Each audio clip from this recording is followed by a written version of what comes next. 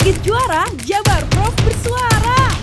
Assalamualaikum warahmatullahi wabarakatuh. Sampurasun wargi Jabar, berjumpa kembali di podcast Juara Jabar Prof bersuara. Udah lama nih kita nggak ketemu ya wargi Jabar. Dan alhamdulillah sekarang Sisi tidak hanya sendiri, kita lagi ada di Menara Gedung Sate, lumayan angin sepoi-sepoi ya, ngobrol-ngobrol santai tentunya bersama narasumber yang telah hadir pada hari ini. Ada Ketua KPID Jawa Barat, Bapak Dr. Adiana Slamet, SIP MSI. Assalamualaikum. Waalaikumsalam. Sampurasun wargi Jabar. Bapak apa kabar Pak? Alhamdulillah baik. Alhamdulillah baik. Lagi sibuk nih ya, kebetulan baru pulang roadshow. Roadshow apa nanti kita kasih tahu sama wargi Jabar ya. Baik, wargi Jabar, tentunya Provinsi Jawa Barat adalah kawah candra di muka penyiaran ya. Karena saat ini ada 437 lembaga penyiaran yang tercatat di Jawa Barat. Dan jumlah itu menjadi yang terbanyak di Indonesia, di mana Jawa Barat pun merupakan epicentrum industri kreatif ya. Dan kondisi tersebut ini harus dikelola dengan baik ya, agar memberikan manfaat luar biasa terhadap masyarakat. Dan Harsiarda ini ya menjadi momentum untuk membangun penyiaran sejahtera Jawa Barat Juara. Ini dia yang mau kita tanyain nih wargi Jabar ya, sama Bapak Ketua KPID Jawa Barat, Bapak Dr. Adiana Slamet, SIP MSI. Harsiarda, apakah itu Harsiarda? Ya, terima kasih ya. Ini Teh Sisi, wargi Jawa Barat gitu ya. Ini Harsiarda ini sebenarnya bagian dari lembaga penyiaran untuk memperingati Hari Penyiaran Nasional sebenarnya. Oke. Jadi Pak Presiden gitu ya, Pak Jokowi itu kan menandatangani Kepres bahwa 1 April itu diperingati Harsiarnas. Tapi kemudian Provinsi Jawa Barat gitu ya, karena tadi ya Teh Sisi bilang bahwa Jawa Barat ini adalah epicentrumnya ya, penyiaran Indonesia gitu ya, industri kreatif yang menyumbangkan konten ke lembaga penyiaran. Bahasa saya itu Jawa Barat ini adalah miniatur penyiarannya Indonesia gitu ya. Kita ingin memperingati gitu ya, hajatnya insan-insan penyiaran yang jumlahnya tadi disebutkan 437 lembaga penyiaran ini gitu ya. Untuk yang pertama sesungguhnya kita harus bangga gitu ya menjadi insan-insan penyiaran, apalagi bicara pada konteks Jawa Barat yang kemudian lembaga penyiarannya terbanyak. Dan ini Teh Sisi gitu ya, Harsiarda ini itu pertama kali gitu ya kita adakan gitu ya di Indonesia gitu ya. Kalau misalkan tahun kemarin Jawa Barat itu adalah tuan rumah Harsiarnas, nah kita tahun ini mengadakan Harsiarda. Jadi levelnya Jawa Barat, levelnya daerah, dan provinsi lain itu belum pernah membuat agenda Harsiarda ini gitu. Oke, itu dia kan tadi dijelaskan juga nih wargi Jabar ya, sedikit latar belakang diadakannya Harsiarda ini ya.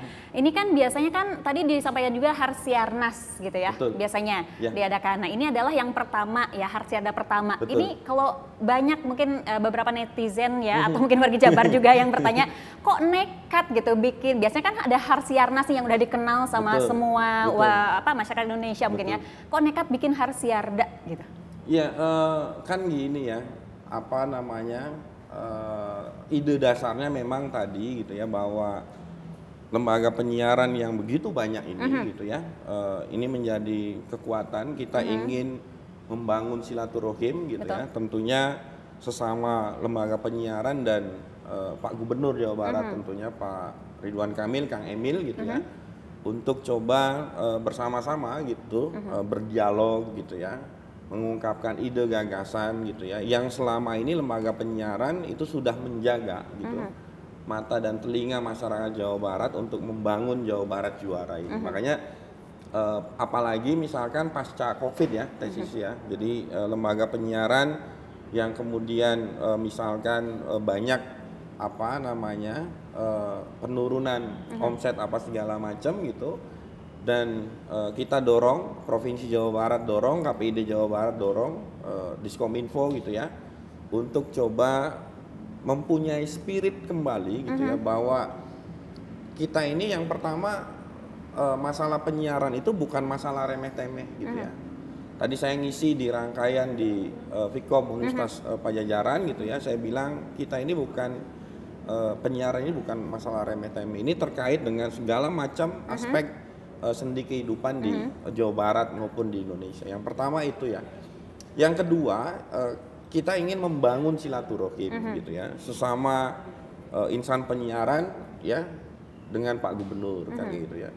Lalu selanjutnya gitu ya, kita harus punya apa namanya, punya pride gitu ya, punya kebanggaan tersendiri bahwa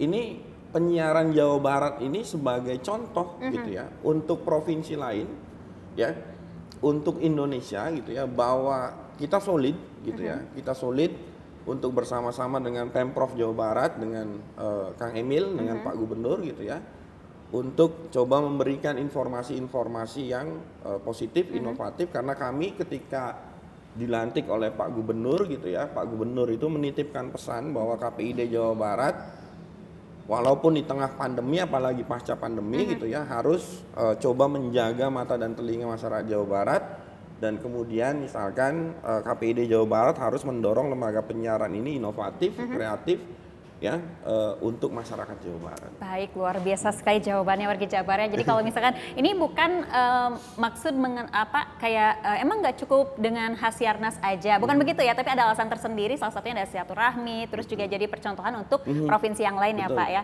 Baik, itu dia. Nah, untuk pesannya tersendiri nih Pak, ini pesan apa yang digaungkan dalam Harsiarda tahun ini? Ya, tema besarnya memang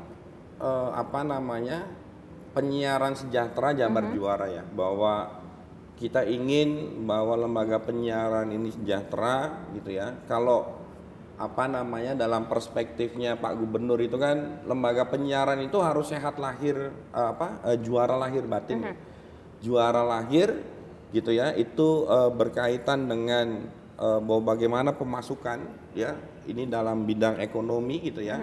Bahwa bagaimana lembaga penyiaran ini mampu menghidupi gitu ya di tengah kepungan disrupsi teknologi dan yang lain-lain. Lalu yang kedua, juara batin ini kita bicara konten deh. Jadi bahwa bagaimana konten-konten yang kemudian inspiratif, mendidik dan yang lain-lain gitu ya. Nah, ini yang kemudian tema yang kita bisa coba dorong ya. Selain misalkan kita juga harus melihat pada dua aspek deh. Jadi aspek pertama misalkan bahwa Harsiarda 2023 ini pertama kali diadakan oleh Provinsi Jawa Barat gitu ya, kerjasama Diskominfo, KPID gitu ya, kampus-kampus dan yang lain-lain gitu. Ini untuk membangun spirit ulang gitu ya, spirit ulang, kita kebangga dan yang lain-lain gitu ya. Yang kedua, dari sisi gitu ya, ini ada hal yang berbeda gitu ya. Apa yang hal yang berbeda itu?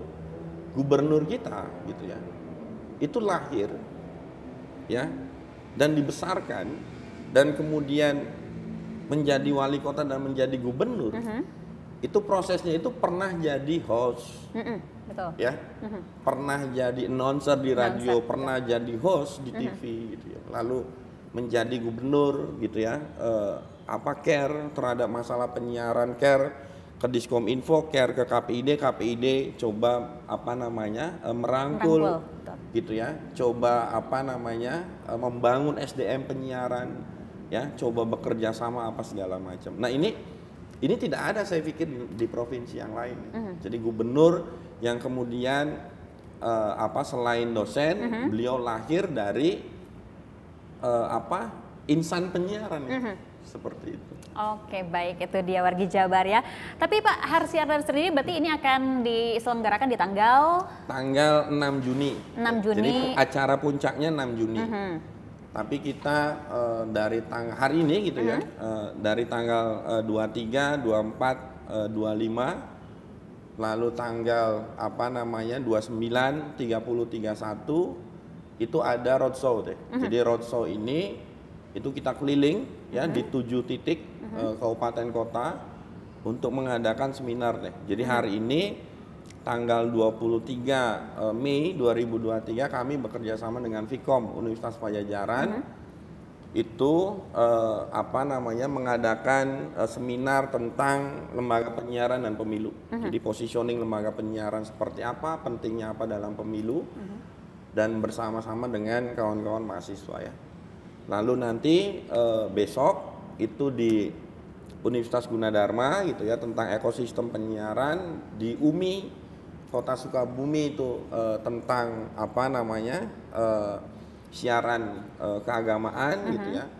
Lalu apa namanya di Radar Cirebon, nanti di Cirebon, lalu di Kota Tasik ya, di Tasikmalaya, lalu di Kota Bandung di Visip Unpas. Itu tentang isu-isu yang kemudian dipandang strategis gitu ya di Provinsi Jawa Barat.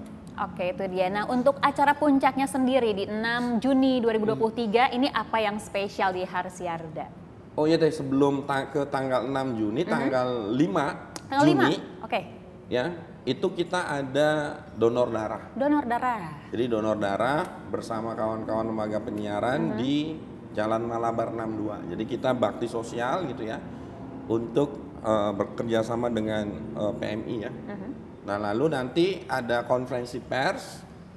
Ini insya Allah kita adakan tanggal 5 Juni juga gitu ya, untuk memberi informasi gitu kepada masyarakat Jawa Barat. Nah tanggal 6 Juni gitu ya, ini ada hal yang kemudian menarik ya, maksudnya tadi ya, karena Pak Gubernur kita ini gitu ya, itu apa lahir dari insan penyiaran gitu, insya Allah gitu tanggal 6 Juni itu kita juga apa namanya asosiasi ya, asosiasi lembaga penyiaran gitu ya, itu ada kurang lebih ya 8 asosiasi akan memberikan penghargaan kepada Pak Gubernur kan kayak gitu ya. Ini apa namanya hal yang kemudian yang menjadi unik, dan sisi ketika asosiasi ini memberikan penghargaan kepada Pak Gubernur, itu adalah pertama kali asosiasi memberikan penghargaan kepada gubernurnya.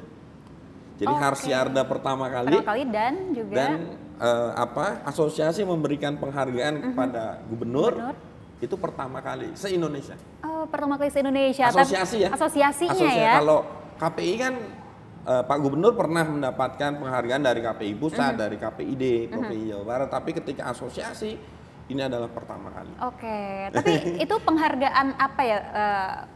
Ya penghargaannya itu bahwa tadi ya, bahwa Pak Gubernur ini adalah bagian dari insan penyiaran gitu ya, yang tadi gitu ya pernah jadi host, pernah jadi announcer di radio, host di TV gitu ya.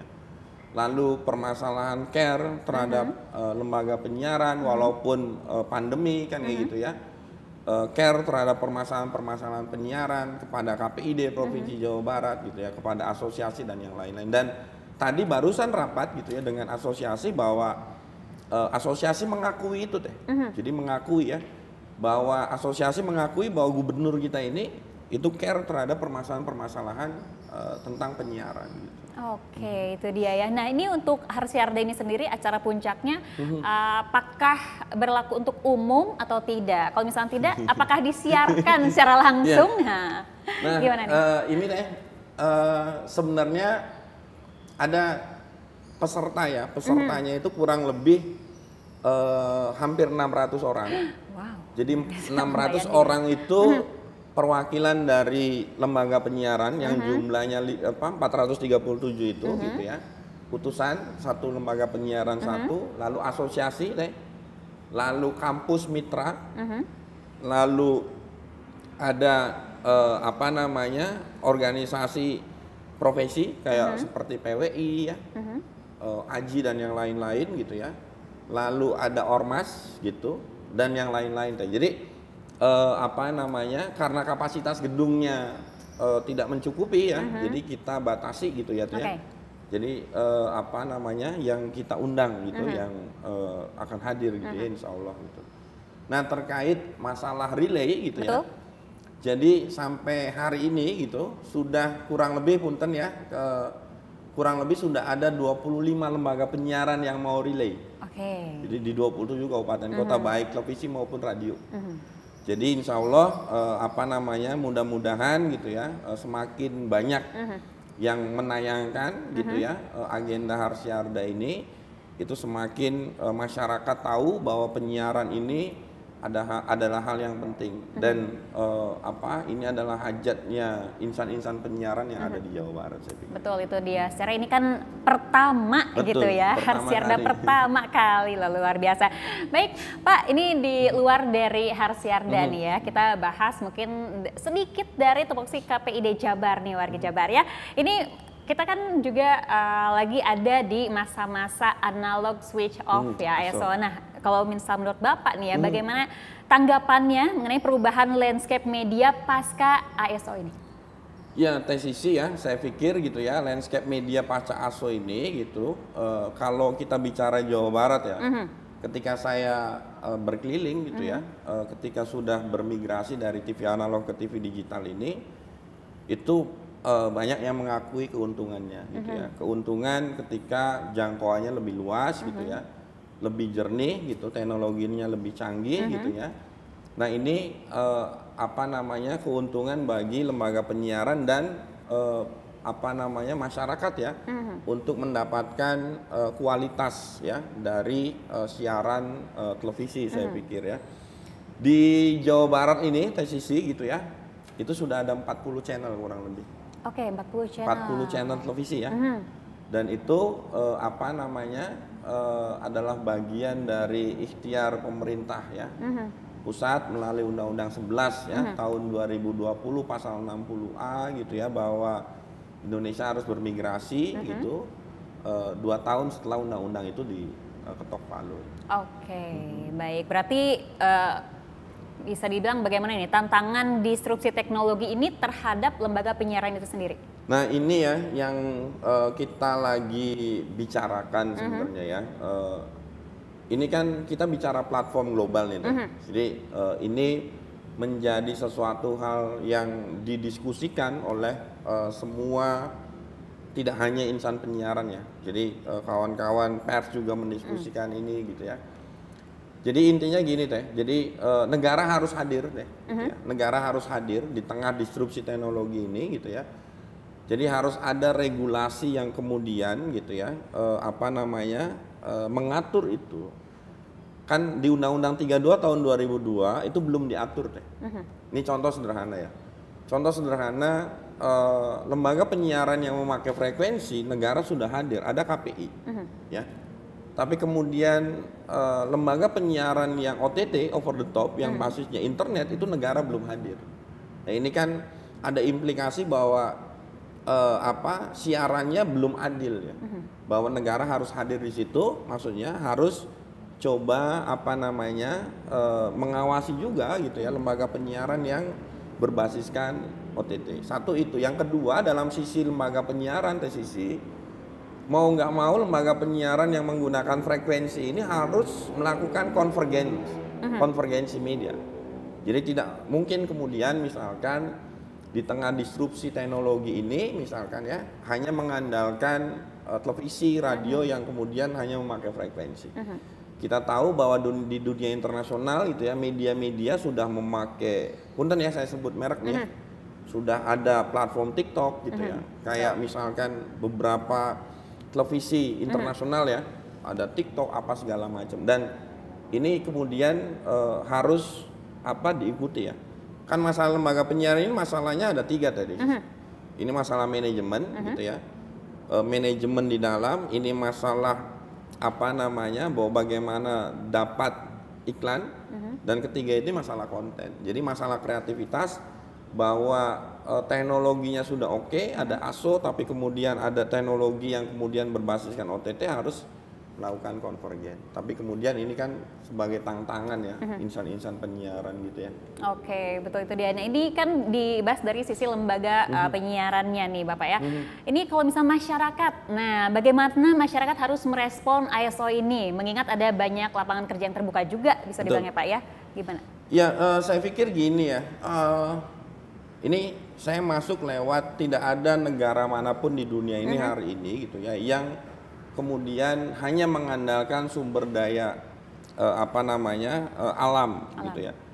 Lemhanas menuliskan buku ya presisi gitu ya, Indonesia Emas 2045. Isinya itu 2.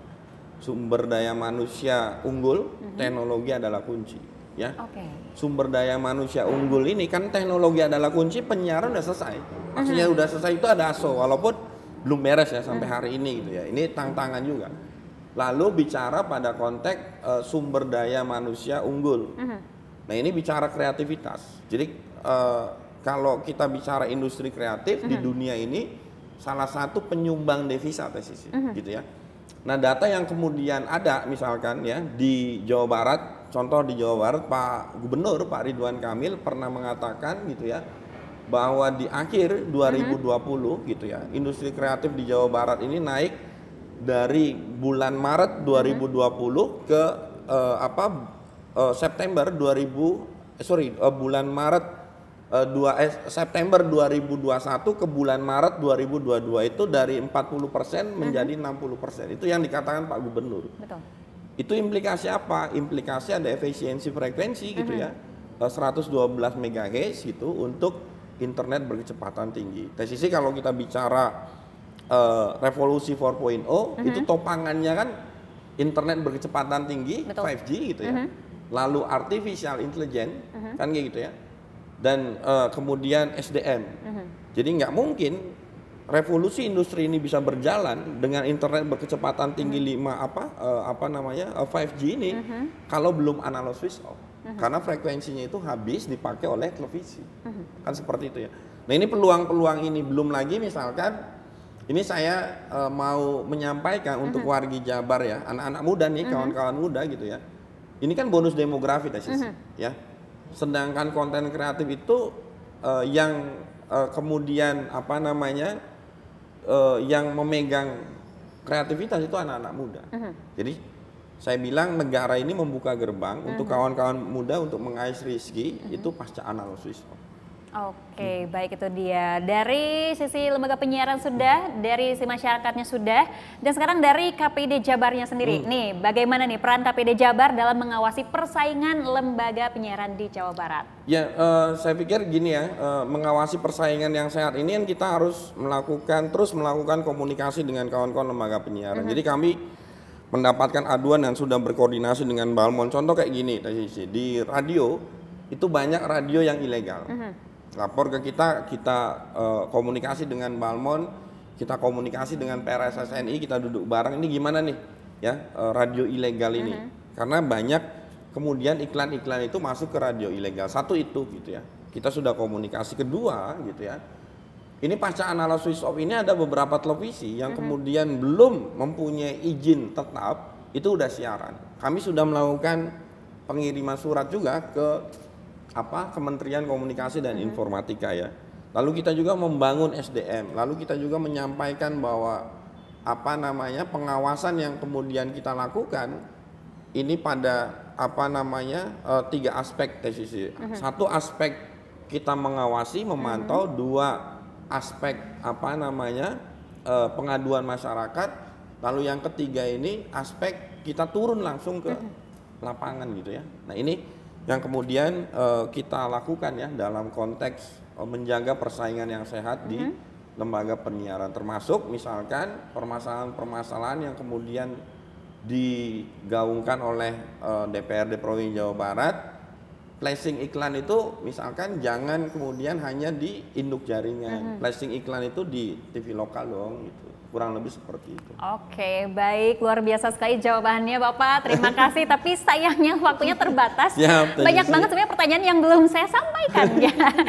Terakhir Pak, mungkin harapan atau pesan Bapak kepada lembaga penyiaran di Jawa Barat sekaligus nih ajakan untuk turut serta di mensukseskan Harsiarda 2023. Ya, untuk kawan-kawan lembaga penyiaran Jawa Barat, kita harus bangga menjadi insan penyiaran Jawa Barat gitu ya, bahwa kita ini adalah kekuatan yang kemudian bisa untuk membangun Jawa Barat menjadi juara lahir batin ya untuk wargi Jabar gitu ya. Ayo kita sukseskan, tonton nanti tanggal 6 Juni di stasiun televisi dan radio yang wargi Jabar suka gitu ya. Ini adalah bagian dari ikhtiar kami untuk coba membangun kembali bahwa penyiaran ini adalah aspek yang penting di Jawa Barat dan di Indonesia.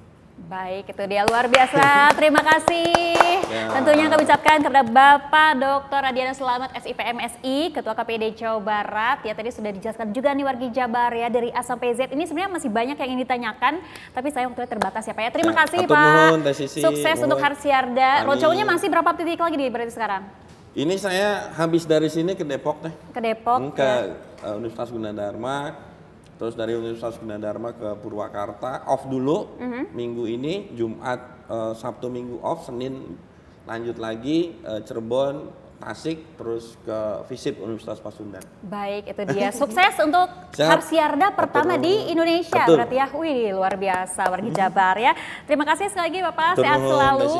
Wargi Jabar, demikian episode podcast Juara kali ini ya bersama KPID Jawa Barat. Jangan lupa terus saksikan podcast Juara di YouTube Jabar Prof TV dan juga berbagai layanan audio streaming seperti Spotify dan lainnya di Jabar Prof Go ID ya. Sekarang Zizi bersama Bapak Adiana Selamat pamit ya, Ketua KPID Jawa Barat pamit dulu. Sampai jumpa di episode berikutnya mungkin ya, kita jadwalkan ya Pak. Siap. Siap. Terima kasih wargi Jabar. Wassalamualaikum warahmatullahi wabarakatuh. Waalaikumsalam warahmatullahi wabarakatuh. Podcast Juara Jabar Prof bersuara.